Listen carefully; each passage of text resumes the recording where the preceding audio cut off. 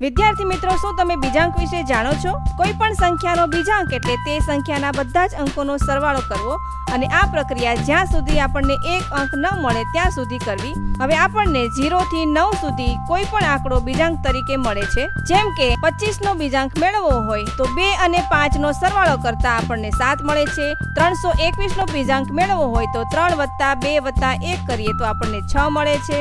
4013 નો બીજાંક મેળવવો હોય તો 4 + 0 + 1 + 3 એટલે કે 8 મળે છે. તેવી જ રીતે જો આપણે 78 નો બીજાંક મેળવવો હોય તો 7 + 8 નો સરવાળો કરતા આપણને 15 મળે છે. અહીં આપણને 2 અંકની સંખ્યા મળે છે તો ફરીથી આપણે 15 નો સરવાળો કરીશું એટલે કે 1 + 5 કરીએ તો આપણને 6 મળી જશે. ત્યાર પછી 635 નો બીજાંક મેળવવો હોય તો 6 + 3 + 5 કરતા આપણને 14 મળે છે અને 14 નો સરવાળો એટલે કે 1 + 4 કરીએ તો આપણને 5 મળી જશે. ત્યાર પછી 86543 નો બીજાંક મેળવવો હોય તો બધા આંકડાનો સરવાળો કરતા આપણને 26 મળે છે. હવે 26 બે આંકડાની સંખ્યા છે તો 2 અને 6 નો સરવાળો કરતા આપણને 8 મળી જશે. હવે તમને સવાલ એવો થતો હશે કે આ બીજાંકનો ઉપયોગ આપણે ક્યાં કરી શકીએ?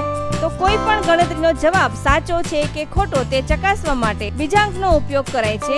વૈદિક ગણિતમાં તપાસવાની આ પ્રક્રિયા અંકગણિત તથા બીજગણિતની ક્રિયાઓ જેવી કે સરવાળો, બાદબાકી, ગુણાકાર, ભાગાકાર, વર્ગ, ઘન, વર્ગમૂળ, ઘનમૂળ વગેરેમાં લાગુ પડે છે. હવે આ બધી ક્રિયાઓ ઉપર આપણે બીજાંકનો ઉપયોગ કેવી રીતે કરી શકીએ તે પાર્ટ 2 માં જોઈશું. પણ તે પહેલા 96 નો બીજાંક કેટલો થશે તે તમારે કમેન્ટ કરીને કહેવાનું રહેશે.